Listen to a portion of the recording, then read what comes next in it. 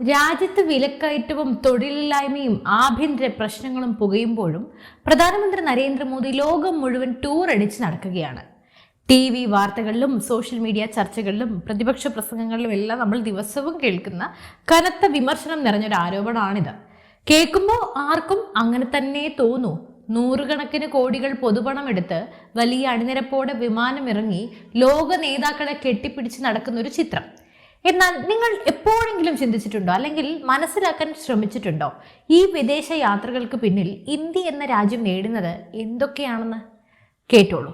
പാർലമെന്റിൽ വെളിപ്പെടുത്തിയ ഒഫീഷ്യൽ കണക്കുകൾ പ്രകാരം പ്രധാനമന്ത്രിയുടെ വിദേശ യാത്രകൾക്കായി ചിലവഴിച്ച ഓരോ രൂപയ്ക്കും പിന്നിൽ ഇന്ത്യയിലേക്ക് ഒഴുകിയെത്തിയത് എത്ര 1000 കോടികളുടെ നിക്ഷേപമാണെന്നറിഞ്ഞാൽ നിങ്ങൾ തീർച്ചയായും ഞെട്ടും. 381.8 ബില്യൺ ഡോളർ, അതായത് ഇന്ത്യൻ രൂപയിൽ പറഞ്ഞാൽ ഏകദേശം 31,80,000 കോടി രൂപ. അതെ, വെറും ഒരു പ്രചാരണത്തിനപ്പുറം ഇന്ത്യയുടെ വിദേശ നയത്തെയും സാമ്പത്തിക അടിത്തറയെയും മോദി സർക്കാർ എങ്ങനെ മാറ്റിമറിച്ചു? 2014 മുമ്പുള്ള ഇന്ത്യയുടെ നയതന്ത്ര ബന്ധങ്ങളും അതിനുശേഷമുള്ള വൻ മാറ്റങ്ങളും എന്തൊക്കെയാണ്? വിമർശനങ്ങൾക്കിടയിലെ യഥാർത്ഥ സത്യം എന്താണ്? ഇന്ന് നമ്മൾ കൃത്യമായ കണക്കുകളോടെ യാതൊരു പക്ഷപാതിത്വവും ഇല്ലാതെ വളരെ ബോൾഡായി ഈ വിഷയം വിശകലനം ചെയ്യുകയാണ്. വീഡിയോ അവസാനിക്കുന്നത് വരെ തീർച്ചയായും കാണുക. തുടങ്ങാം. കേവലം കണക്കുകളിൽ നിന്നല്ല, വാർത്തകളിൽ നിന്ന് തന്നെ. ഈ അടുത്തിടെ പാർലമെന്റിൽ കേന്ദ്ര വിദേശകാര്യ മന്ത്രാലയം സമർപ്പിച്ചൊരു ഔദ്യോഗിക ഡാറ്റ പരിശോധിക്കാം. 2021 മുതൽ 26 വരെയുള്ള കാലയളവിൽ പ്രധാനമന്ത്രി നരേന്ദ്രമോദിയുടെ വിദേശ യാത്രകൾക്ക് വേണ്ടി രാജ്യത്തിന്റെ ഖജനാവിൽ നിന്ന് ചിലവായത് ഏകദേശം 558.01 കോടി രൂപ. പ്രത്യേകിച്ചും 2025 വർഷത്തിലായിരുന്നു ഏറ്റവും വലിയ ചിലവ് വന്നത്. 2025 മാത്രം America, France, Britain, China, Brazil, Saudi Arabia തുടങ്ങി 23 ലോക രാജ്യങ്ങളിലേക്ക് പ്രധാനമന്ത്രി യാത്ര ചെയ്തു. അതിനുവേണ്ടി ചിലവായത് ഏകദേശം 187 കോടി രൂപയാണ്. ഫ്രാൻസിലേക്ക് നടത്തിയ യാത്രയ്ക്കാണ് 25.5 കോടി രൂപയും അമേരിക്കൻ സന്ദർശനത്തിന് 16.5 കോടി രൂപയും ചിലവഴിച്ചത്. ഇത് കാണുമ്പോൾ ഏതൊരു സാധാരണക്കാരനും രോഷം വരാം. ഞങ്ങളുടെ നികുതിപ്പണം എടുത്ത് രാജാവിനെ പോലെ നടക്കുകയാണോ എന്നൊക്കെ ചോദിക്കാം. എന്നാൽ നിർത്തൂ, ഈ നാണയത്തിന്റെ മറുപുറം കൂടി നമ്മളൊന്ന് കാണണ്ടേ? ഇവിടെയാണ് യഥാർത്ഥ ബിസിനസ് ആൻഡ് ഡിപ്ലോമസി മാജിക് നടക്കുന്നത്. രാജ്യങ്ങൾ തമ്മിലുള്ള സഹകരണം വധൂവരന്മാരെ കാണാൻ പോകുന്നത് പോലെയോ ഒരു അവധിക്കാല ആഘോഷമോ ഒന്നും അല്ല. ഓരോ പ്രധാനമന്ത്രി തല സന്ദർശനത്തിനും മാസങ്ങൾക്ക് മുമ്പേ ഡിപ്ലോമാറ്റുകളും നയതന്ത്ര ഉദ്യോഗസ്ഥരും വലിയ ഹോംവർക്കുകൾ പൂർത്തിയാക്കാറുണ്ട്. പാർലമെന്റിൽ വിദേശകാര്യ മന്ത്രാലയം നൽകിയ അതേ റിപ്പോർട്ടിൽ വ്യക്തമായി പറയുന്നുണ്ട്, 2021 ഏപ്രിൽ മുതൽ 25 ഡിസംബർ വരെയുള്ള കാലയളവിൽ ഇന്ത്യയിലേക്ക് വന്ന വിദേശ നേരിട്ടുള്ള നിക്ഷേപം എത്രയാണെന്നറിയോ? 381.8 ബില്യൺ ഡോളർ. ഇതൊന്ന് ഇന്ത്യൻ രൂപയിലേക്ക് കണക്ക് കൂട്ടി നോക്കാം. $1 ശരാശരി 83 രൂപ എന്ന് വെച്ചാൽ പോലും ഇത് 31,68,941 കോടി രൂപയാണ്.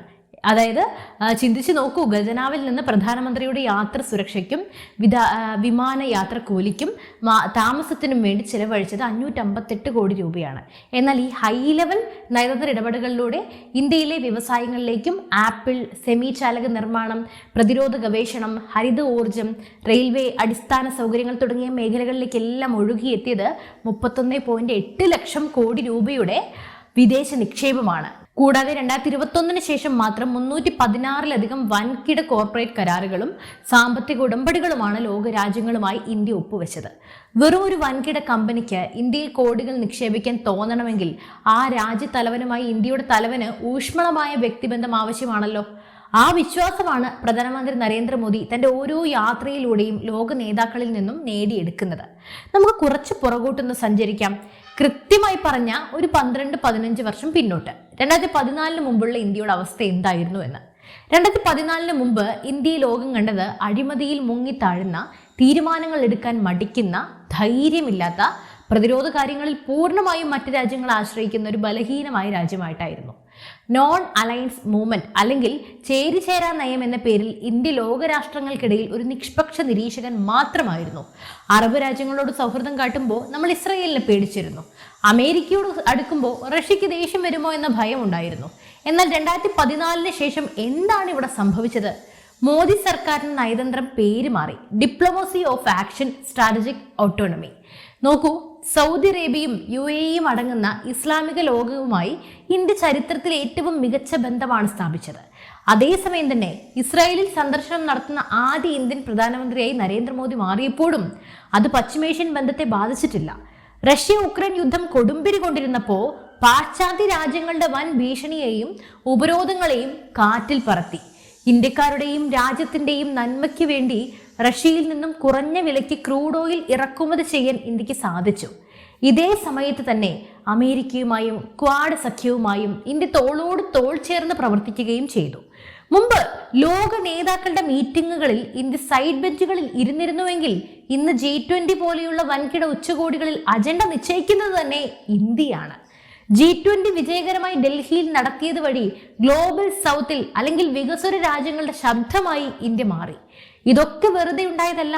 പ്രധാനമന്ത്രി നേരിട്ട് നടത്തിയ സന്ദർശനങ്ങളുടെയും വ്യക്തിപരമായ ബന്ധങ്ങളുടെയും ഫലമാണ്. കേവലം വ്യവസായ നിക്ഷേപം മാത്രമല്ല മോദിയുടെ യാത്രകൾ ഇന്ത്യക്കാർക്ക് തന്നത്. അതിൽ ഏറ്റവും പ്രധാനം 2 കാര്യങ്ങളാണ്. ഒന്നാമത് എനർജി സെക്യൂരിറ്റി, ഊർജ്ജ സുരക്ഷ. 2 പ്രവാസികളുടെ സുരക്ഷ. ഇന്ത്യൻ സമ്പദ് വ്യവസ്ഥയുടെ ജീവനാടി പെട്രോളിയമാണ്. ഗൾഫ് രാജ്യങ്ങളിലേക്ക് നടത്തുന്ന ഓരോ സന്ദർശനത്തിലും സൗദി അരാംകോ, UAE അഡ്നോക്ക് എന്നിവയും എല്ലാം തന്ത്രപ്രധാനമായിട്ടുള്ള കരാറുകളാണ് ഇന്ത്യ ഒപ്പുവെച്ചത്. ഇന്ത്യയുടെ സ്ട്രാറ്റജിക് ഓയിൽ റിസർവുകൾ സൗജന്യമായി നിറയ്ക്കാൻ UAE തയ്യാറായത് ഈ നയതന്ത്രത്തിന്റെ ഫലമായിട്ടാണ്. രണ്ടാമത്തേത് പ്രവാസി സമൂഹമാണ്. ഉക്രൈനിൽ യുദ്ധം പൊട്ടിപ്പുറപ്പെട്ടപ്പോൾ അവിടെ കുടുങ്ങിയ 10,000-കണക്കിന് ഇന്ത്യൻ വിദ്യാർത്ഥികളെ ഓപ്പറേഷൻ ഗംഗയിലൂടെ സുരക്ഷിതമായി നാട്ടിലേക്ക് എത്തിച്ചു. യമനിൽ യുദ്ധം വന്നപ്പോൾ ഓപ്പറേഷൻ റാഹത്ത് നടത്തി. അവിടെയൊക്കെ റഷ്യൻ പ്രസിഡന്റും ഉക്രൈൻ പ്രസിഡന്റും തമ്മിൽ സംസാരിച്ചു. മണിക്കൂറുകളോളം യുദ്ധം നിർത്തിവെപ്പിച്ച് ഇന്ത്യൻ വിദ്യാർത്ഥികൾക്ക് വഴിയൊരുക്കാൻ ഇന്ത്യയുടെ ഒരു ഫോൺ കോളിന് സാധിച്ചു. ഗൾഫ് നാടുകളിൽ വധശിക്ഷയ്ക്ക് വിധിക്കപ്പെട്ട സാധാരണക്കാരായ ഇന്ത്യക്കാരെയും ഖത്തറിൽ തടവിലായ മുൻ നാവികസേന ഉദ്യോഗസ്ഥരെയും പ്രധാനമന്ത്രിയുടെ നേരിട്ടുള്ള ഇടപെടൽ വഴി മോചിപ്പിച്ച് ഇന്ത്യയിൽ തിരികെ കൊണ്ടുവരാൻ സാധിച്ചതും ഇതേ വ്യക്തിബന്ധങ്ങൾ കൊണ്ടാണ്. ഇനി നമുക്ക് നാണയത്തിന്റെ മറുപുറം കൂടി പറയാം. എല്ലാ യാത്രകളും ഒരുപോലെ വിജയിച്ചിട്ടുണ്ടോ എന്നായിരിക്കാം നിങ്ങൾ ഇപ്പോൾ ചിന്തിക്കുന്നത്.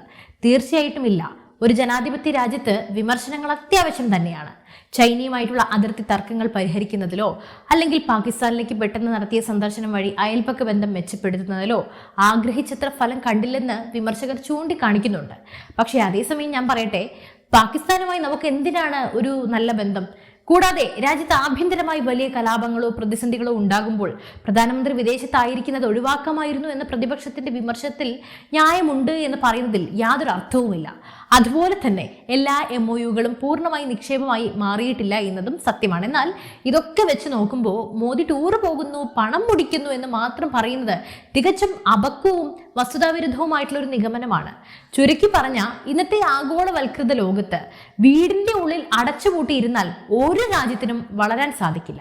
ലോകത്തെ 5ാമത്തെ വലിയ സമ്പദ് വ്യവസ്ഥയിൽ നിന്നും 3ാമത്തെ വലിയ സമ്പദ് വ്യവസ്ഥയിലേക്ക് നമ്മൾ കുതിച്ചുയരുമ്പോൾ, ഗ്ലോബൽ സപ്ലൈ ചെയിനിൽ ഇന്ത്യ സ്ഥാനം പിടിക്കുമ്പോൾ രാജ്യത്തിന്റെ പ്രധാനമന്ത്രി ലോകത്തിന്റെ മുന്നിൽ നിന്നേ മതിയാകൂ. അതെ, ആ 558 കോടി രൂപ യാത്രക്കായി ചിലവഴിച്ചതിൽ വിമർശനങ്ങളാകാം. അത് ജനാധിപത്യത്തിന്റെ സൗന്ദര്യമാണ്. എന്നാൽ അതേസമയം തന്നെ അതിലൂടെ ഇന്ത്യയിലേക്ക് ഒഴുകിയെത്തിയ $381.8 ബില്യൺ അഥവാ 31.8 ലക്ഷം കോടി രൂപയുടെ നിക്ഷേപത്തെയും ഇന്ത്യ നേടിയെടുത്ത ആഗോള വിലാസത്തെയും കാണാതെ പോകരുത്. നിങ്ങൾ എന്താണ് കരുതുന്നത്? ഈ വിദേശയാത്രകൾ ഇന്ത്യക്ക് നേട്ടമാണോ അതോ വെറും ചിലവ് മാത്രമാണോ? തീർച്ചയായും യുക്തിപരമായിട്ടുള്ള നിങ്ങളുടെ അഭിപ്രായങ്ങൾ താഴെ കമന്റ് ബോക്സിൽ രേഖപ്പെടുത്തൂ. വീഡിയോ ഇഷ്ടപ്പെട്ടെങ്കിൽ ലൈക്ക് ചെയ്യുക, ഷെയർ ചെയ്യുക. ഇതുപോലെയുള്ള കൃത്യമായ കണക്കുകളുള്ള വിശകലനങ്ങൾക്ക് വേണ്ടി ചാനൽ ഇപ്പോൾ തന്നെ ഫോളോ ചെയ്തു വെക്കുക. മറ്റൊരു വിഷയമായി വീണ്ടും എത്തും വരെ നന്ദി.